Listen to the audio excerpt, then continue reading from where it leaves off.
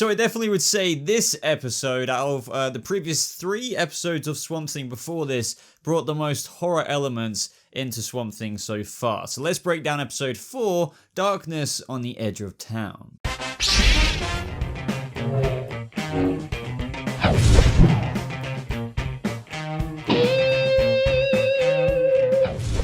How's it going, Swamp Things? Welcome to my episode 4 review and breakdown of Darkness on the Edge of Town. And I'll have to say that even though this episode, I don't want to call it fillery, but like, you know, even Doom Patrol had episodes where instead of fully tackling the Mr. Nobody plot, even though it still bled into that slightly, they tackled something else that was going on. And by no means, don't get the wrong message here, it still was very, very entertaining and such a great horror element. I don't want to call this filler because it wasn't, but at the same time, it wasn't as full on force as the past 3 episodes with the main plot, but it was still what I would say is the most horrific episode to date. And you guys will know what I mean just by that first and second scene or whatever he got with that guy in a restaurant. I mean, holy crap, that was just insane. But before we go into all the other details of this episode, guys, I do want to say I'm going away next week, actually on the Friday when we'll be getting episode 5, so I just want to let you know, so for episode 5, 6, 7, and maybe even 8, because I'm going away for a few weeks,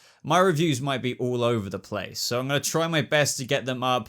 It probably won't be on the Friday, but maybe on a Saturday, but they could be as late as Monday. I just want to apologize in advance. I'm very sorry about that. I'm going to try my best to do anything and everything to get them out as I do a few hours up after the episode is released on DC Universe, but we're just going to have to see how it goes. Don't worry, I've got other videos going up on my channel, but it's going to be so mad to just try and review Swamp Thing whilst I'm away. But don't forget to subscribe if you want to stay up to date with all Swamp Thing videos and DC Universe update videos and Titans and Doom Patrol and everything of the matter and the like and the comic book nerdiness on this channel. And I just want to say I greatly appreciate it as always, guys, when you hit that like button, because you guys rock at it and it really does help out the channel. But let's get on to the details of this episode. So as I already mentioned, this episode added a lot more horrific elements into it. It was a lot more freaky, naturally, because it was mainly tackling this darkness that was discovered from the beginning of the episode by these couple of workers. I don't know what they were necessarily doing. I think there was a complaint or something in the swamp. I can't remember off the top of my head.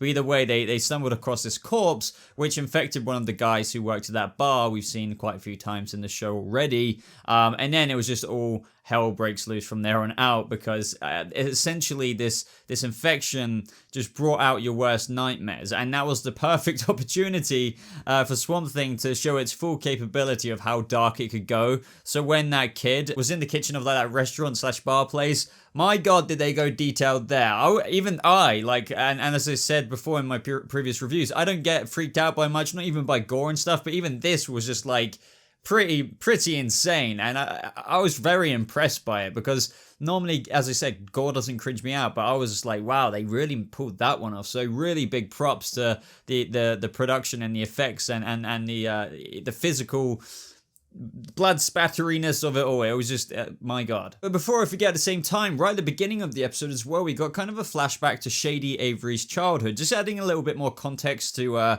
how this man got molded to be the way he is. It wasn't like a full blast as to, oh, this is why this kid turned into this man, but you can kind of see they're exploring some of the roots to his origin, if you will, because his dad was trying to make him kill an alligator when he was younger, and, you know, this was all at the same time as he was getting rid of Gordon's body, the guy he killed at the end of the last episode. So, you know, it kind of brought these memories back to the surface of him.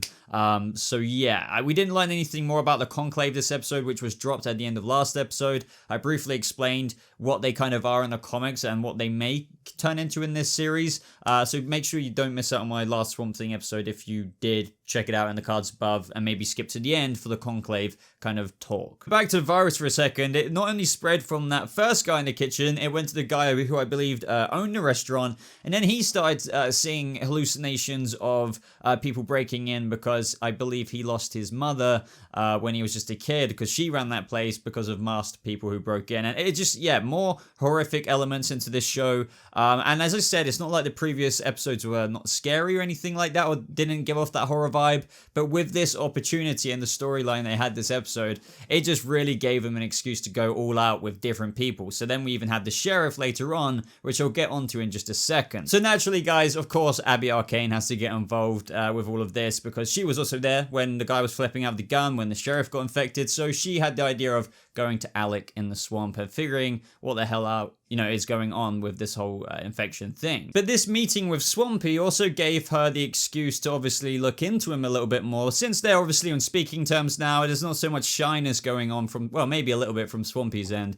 But yeah, he gave her a tissue sample, and this was really piquing my interest, because it's like, wow, well, finally she's got to kind of learn for herself, maybe a little bit to do with the whole anatomy side of Alec Holland, and obviously Swamp Thing. And I even though I've kind of spoke about that before, I'm not going to get too deep into it, just in case they might offer it up as some kind of revelation. But either way, I found that scene with Jason Woodley when she was looking at the cells to be fascinating, because obviously this links to his storyline, which I believe, was set up last episode very, very strongly, because it seems that his wife is suffering from maybe like an early stage of Alzheimer's, and his whole agenda really for working for Avery, with him being quite a scientist fanboy anyway, but his main motivation is to make her get better, through maybe figuring out a new way with these the swamp mutagen and all of that.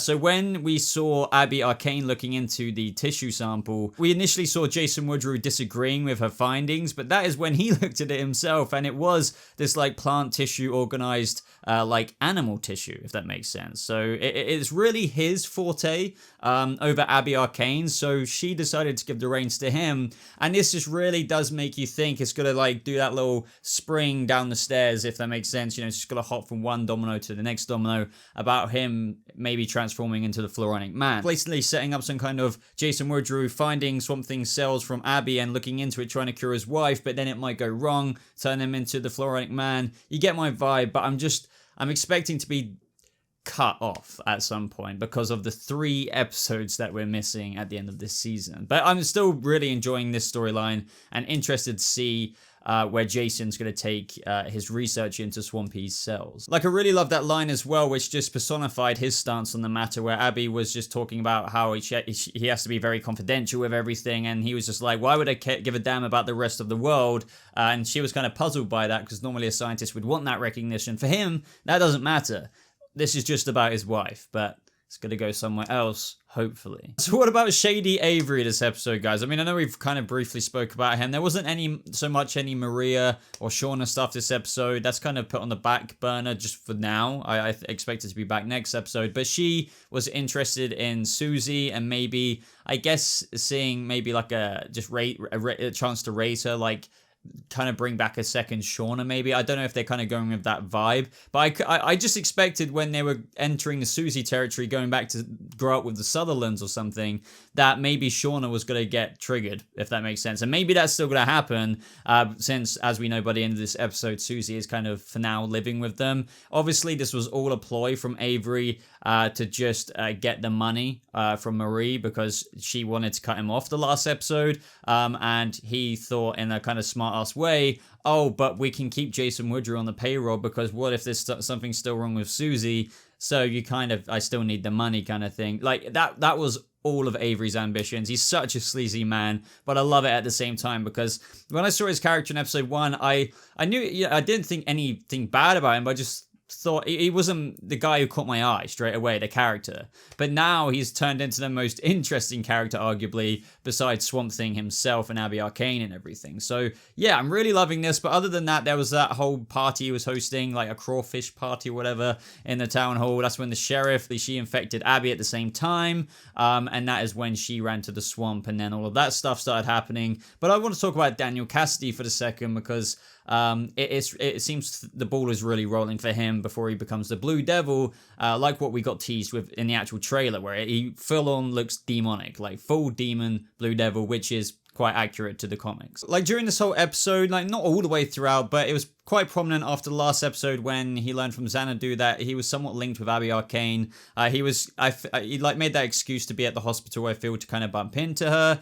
They talked about deja vu, but then he kind of also saved her from getting shot from the sheriff, mistaking her as some kind of like criminal who stabbed her son. But then he had that conversation just before that story with Xanadu about how he like made a deal, or at least told her that he made a deal 8 years ago, or a bargain that bound him to the town until he was called upon. Now, I don't know if they're going to change up his comic book origin. I mean, I wouldn't be surprised because, as I always say, they don't always copy and paste things, so it might be done a little bit differently here. But it's got me very intrigued because they're basically saying to us it's just on the horizon. Like, there's a storm coming to the town, the darkness, everything like that, and it's going to hit him very soon because, as I said, we've seen it in a trailer. You can go and get that tease for yourself if you want to know what he looks like.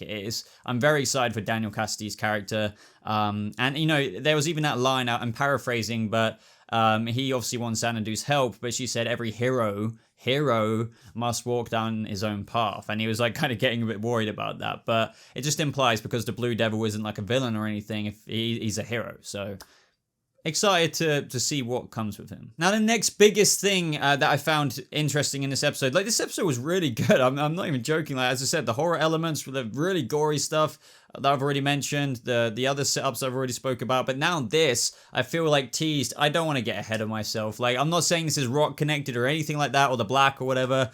This clearly, what I'm believing right now, even though it's implying the heavily overarching darkness from the swamp as much as there is the green from Swampy himself, that when she was having that trip herself because she was infected, she was seeing the faceless man, or I can't remember what it said on the subtitles, but it was like the man with no face. And he said that, I've been waiting, your mummy tried to take you from me, but I'm still in your dreams. You thought they ended when she died, that he was gone forever. You wanted to understand the darkness, I'll show you. And she even explains to Swamp Thing what I just read out to you, what the guy just said, that she used to have dreams when she was younger that this faceless monster would take her away, and it went away when her mother died. But I'm just thinking, I don't know, man, what if this is like Anton Arcane related? I don't know how they would adapt this or do it differently and stuff, but that just wasn't just her fears. Like, it was obviously being brought out by the virus, but I'm telling you, at the bottom line here, all of that was some shady real stuff that we have yet to figure out about Abby Arcane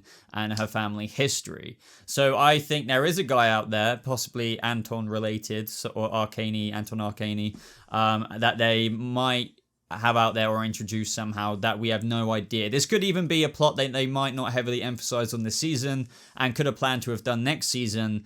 Not that we're going to get that, but you get what I'm kind of going with. I'm just intrigued to see if they flesh this history with Abby and her mother who died, which I'm assuming was by her hand as well, but they might have changed that.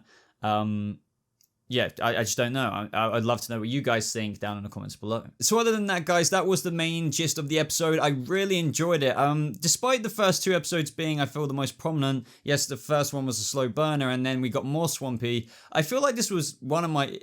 definitely my top two. I can't decide because I'm thinking of it off the top of my head, but this had every element in what I think this show could be at its highest potential.